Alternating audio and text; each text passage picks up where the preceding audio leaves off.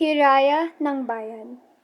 Ano ang hiraya ng bayan? Tanong ng mausisa.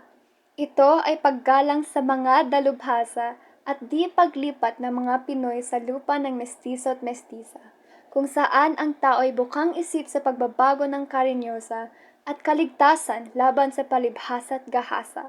Ito'y magiging posible sa pagkakaisa ng bansa, sa pagmamahal, pag-uunawa at pagkakaalyansa.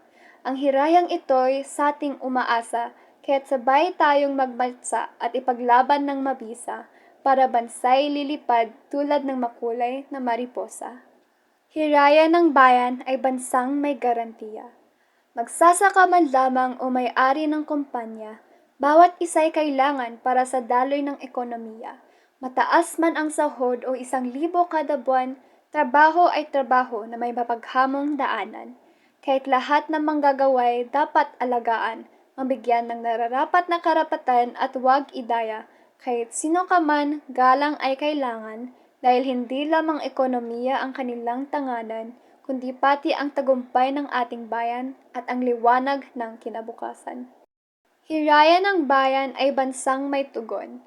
Dahil sa globalisasyon at kawalan ng desisyon, maraming manggagawa ang napilitang magmigrasyon. Ngunit ang migrasyon ay hindi alon na hinahayaang magpadayon. Ito ay hamon para makapaghanap ng solusyon at panatiliin ang mga mamamayan sa sariling nasyon. Nasyon na may daan-daang rason para mabangon, may sapat na sahod para sa baon, mas maraming trabaho na sabay sa modernong industrialisasyon, mas mainam kaysa sa kahapon at hindi puhon, na maaaring mangyari sa ngayon kung agad umaksyon. Hiraya ng bayan ay bansang may equality.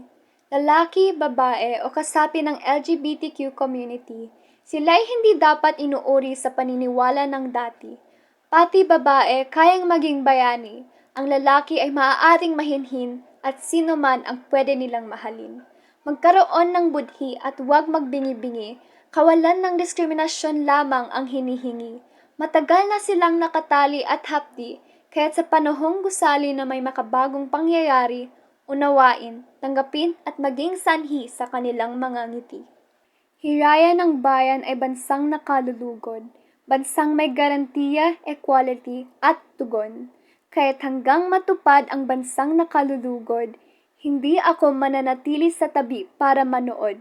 Hindi ako luluhod hanggang dumugo ang aking tuhod, at hindi ako magiging tagasunod sa mga uod na nakatalikod. Ako mismo ang susugod at tatanggal ng bakod na naghaharang sa bansang dapat malugod. Kahit na ako'y nalulunod sa malubhang pagod, ang bansang ito'y ubod kong itataguyod.